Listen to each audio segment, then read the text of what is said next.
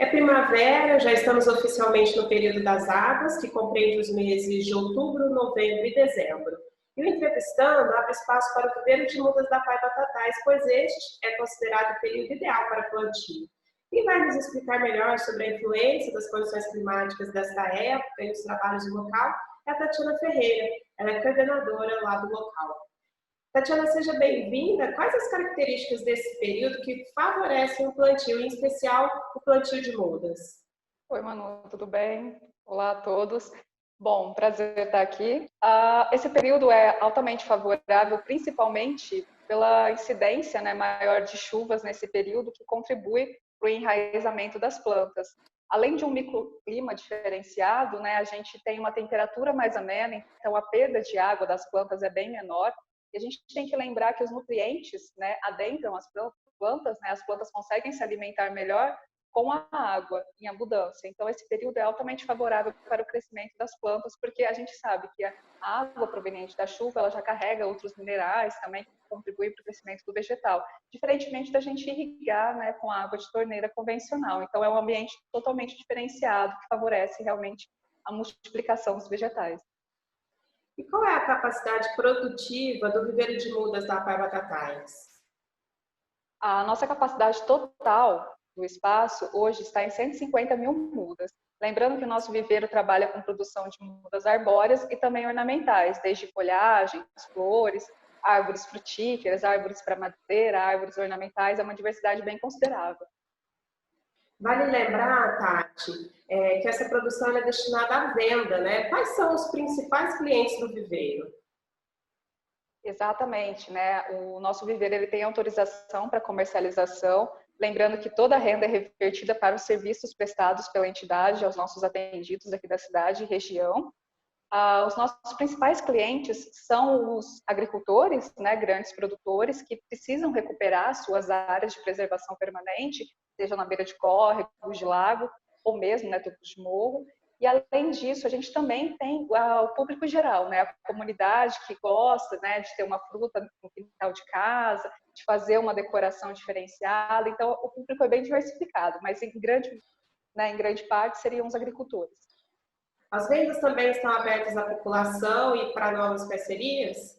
Todas as vendas, né, são abertas a qualquer tipo de público, não só vendas em grande porte, né, grandes quantidades, mas também vendas individuais, pequenas quantidades, desde ervas também. Então, assim, parcerias são sempre abertas, né, a PAI é sempre aberta para novos parceiros, enfim. Eu gostaria que você destacasse, Tatiana, os diferenciais do viveiro de mudas da Pai Batatais. Bom, primeiro grande diferencial, né, seria que é um viveiro mantido por uma entidade pública, né? No caso, tem toda a sua renda destinada para atendimentos especializados, né, altamente complexos. Então, já é um grande diferencial. Lembrando, né, toda vez que você compra, você está investindo nos serviços prestados pela instituição. E, além disso, a qualidade das mudas realmente é um diferencial em toda a região. Nós temos mudas desde mudas em tubete, que seria menor porte, até mudas em saquinho, grande porte. Então, a gente consegue atender aquele produtor que consegue fazer o manejo em campo com irrigação, ou mesmo aquele que vai investir um pouco mais nas mudas maiores, mas não teria essa preocupação de manejo de irrigação no campo diário. Então, é um grande diferencial a gente ter essa diversidade, né, de mudas em tamanhos diversificados. As pessoas atendidas, a gente sabe que nesse momento elas não estão na instituição por conta da pandemia, né? Mas elas realizam alguma atividade aí no viveiro? Sim, sim, desde o início, né, do Viveiro há anos, os nossos atendidos são parceiros, colaboradores, atuantes diários, né? Infelizmente, né, por esse ano, estamos numa pandemia, eles estão em casa, né, a maioria assistência social, educação, que é o público que principalmente frequenta a unidade, eles estão mais contidos, né, em casa, preservando a sua saúde, mas normalmente eles praticam o desenvolvimento dessas plantas diariamente aqui na unidade. A gente tem os atendimentos, né, de terapias, psicologia, fonoaudiologia, que utilizam, né, o espaço para diversificar as suas atividades, né? As professoras trazem os seus alunos para também usufruir do espaço e usar o viveiro como ferramenta de trabalho com esses atendidos. Então, a gente, além, né, de usar ele como ferramenta, ele é um espaço também para contemplação, né, para relaxamento, enfim, é um espaço bem abrangente que atualmente, né, a gente não está utilizando para atendimento direto, mas na nossa normalidade, diariamente, a gente conta, né, com a presença dos atendidos da Pai Batatais. Tatiana, nós estamos falando do período das águas, todos nós esperando por chuva, né, que ela venha e que possa aí ajudar não só a unidade de vivências ambientais, mas também os produtores. É importante a gente falar também que a gente vive um momento onde a seca também é muito presente. Então, eu gostaria que você falasse um pouco como isso pode afetar, né, as instalações e todo o trabalho realizado aí na unidade de vivências ambientais. É realmente uma situação bem complicada, né? A gente está saindo, né, desse período de inverno, é um período bem seco. Esse ano foi um ano que a seca se intensificou ainda mais. A gente achou que 2019 tivesse sido um ano bem seco, 2020 surpreendeu. A gente tem que lembrar, né, quando a gente fala de seca, de período de chuvas, de plantio, que a gente fala de meio ambiente, né? E quando a gente fala de meio ambiente, está tudo interligado. As pessoas têm que lembrar que não existem barreiras que separam cidades, estados, países. Então, se a gente faz uma ação que a gente acha que é pontual, que vai só afetar aquele espaço, não, né? Ela vai ter consequências. Tudo, né? É um ciclo interligado. Então, a gente viu queimadas de desmatamentos, né, em grande escala. Esse ano foi um ano assustador em número de queimadas, de desmatamento, né, e a gente pensa, não, tá longe, né, não tem nada a ver com a gente aqui, eu não fiz nada, tá tudo certo, tá tudo bem, mas a gente sente o reflexo aqui, porque a gente tem que lembrar que as nossas chuvas aqui, né, a nossa qualidade do ar, a umidade do ar, tudo tem influência das correntes, né, aéreas, correntes marítimas. Então, se a gente desmata, se a gente queima, né, as nossas grandes florestas, a gente tem impacto na nossa área aqui. Então, esse período de seca, ele foi drástico para todo mundo, afetando lavouras, plantios, né? Até a dona de casa consegue perceber isso no seu quintalzinho, né? As suas plantas sentiram mais. A questão da qualidade do ar mesmo respiratória, né? Aliado a isso, a gente teve um problema sério de pandemia, de uma doença respiratória, então tudo, né, foi piorando a situação.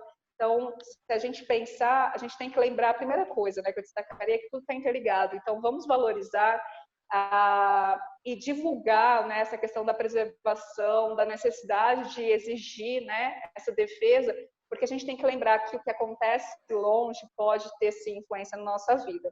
Aqui na unidade, a gente conta com uma diversidade muito grande de áreas de cultivo, de áreas diversificadas, né? A gente tem o viveiro de mudas, como a gente já conversou, mas a gente também tem jardins, a gente tem produção de ervas medicinais, horta, plantamos grãos aqui, né? A gente divulga direto, né, na nossa página no Instagram, no Facebook, e isso afeta muito. Além disso, a gente tem os animais aqui também, que sentem muito, né, essa questão do clima, tal, falta de chuvas, falta de alimento, porque se não chove, né, não tem pasto, não tem os grãos que vão alimentar, ou então a produção é muito menor. Então, assim, a unidade ela sofreu bastante nesse período.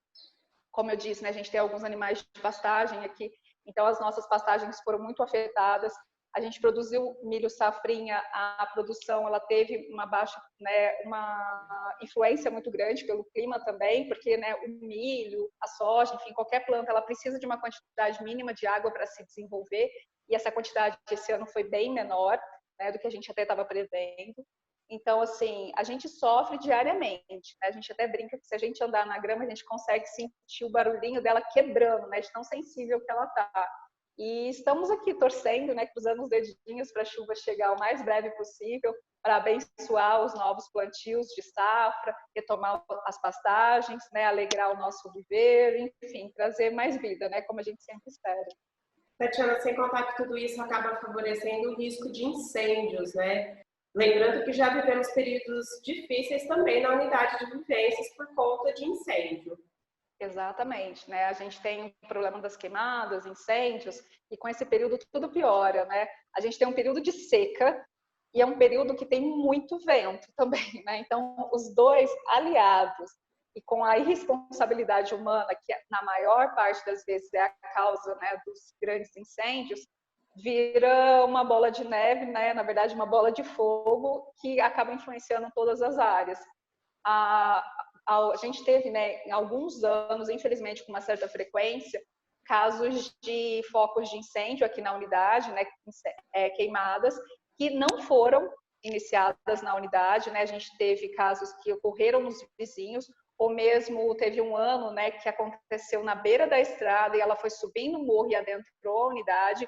Então, assim, não necessariamente é quem inicia o foco é quem vai sofrer com ele. Na verdade, na maior parte dos casos é o contrário, né? Quem sofre com as queimadas, como a gente viu, né, esse ano, né, na Amazônia, no Pantanal, não tem nada a ver com a história, né? Por uma irresponsabilidade, por vários focos de incêndio isolados e uma conversão, né, de fatores como ventos muito fortes, né? Calor, a umidade do ar muito baixa, tudo isso piora a situação. Então, a gente teve anos que a gente teve vizinhos, né, que tinham essa prática de queima e o vento trouxe para dentro da unidade, né, a folha queimando, enfim, aí caiu dentro de mata, queimou pastagem, queimou canavial, né, que ajuda a gente no trato dos animais. Então, assim, a gente teve perdas consideráveis na unidade. E esse ano, inclusive, é uma área que a gente precisa retomar a recuperação, né? Lembrando que é um prejuízo que, infelizmente, a gente tem que lidar com ele ao longo dos anos. A gente não consegue, né? Lembrar que a gente não consegue recuperar o que a gente perde em 1 hora de incêndio, a gente leva anos para recuperar. Então, é um processo muito longo, né? E, infelizmente, a gente ainda tem as cicatrizes na unidade. E vale deixar, então, Tatiana, aquelas dicas, né? Para evitar incêndios ou queimadas, que a gente pode contribuir muito, né? Exatamente, né? Primeira coisa, né, a gente tem que lembrar que tem práticas que são inadmissíveis e que ainda acontecem, né? Soltar balões, a gente ainda vê isso acontecer, né? Não só na época da festa junina, mas a gente ainda vê soltar balão, acender uma vela ali, a questão do isqueiro, né? Jogar a bituca de cigarro, parece uma coisa tão infantil, mas isso é tão repetitivo, infelizmente. Garrafa de vidro na beira da estrada, o sol muito quente, baixa umidade do ar, o vidro, sim, ele pode, né, aquecer o mato ali bem seco, aquilo pega fogo fácil, fácil. Não queimar o seu lixo, lembrar que tudo que você queima não some, ele só muda de lugar. Então, aquele lixo, né, ele vai sim produzir uma cinza, ele vai soltar um gás altamente poluente e, além disso, pode provocar outros focos de incêndio. Então, lembrar que pequenas ações, né, que a gente evita já ajuda muito. E, além disso, lembrar que a gente pode denunciar. Toda e qualquer denúncia, né, para proteção ambiental, não só de queimadas, enfim, como exploração, tanto animal quanto vegetal, enfim, poluição, ela pode ser anônima, tá? Mas a gente precisa da colaboração de todo mundo. Lembrar que isso é para todo mundo. Tudo que a gente faz não é porque a gente está defendendo uma propriedade particular, uma entidade específica, a gente está defendendo um ambiente como um todo, um ambiente melhor para a gente.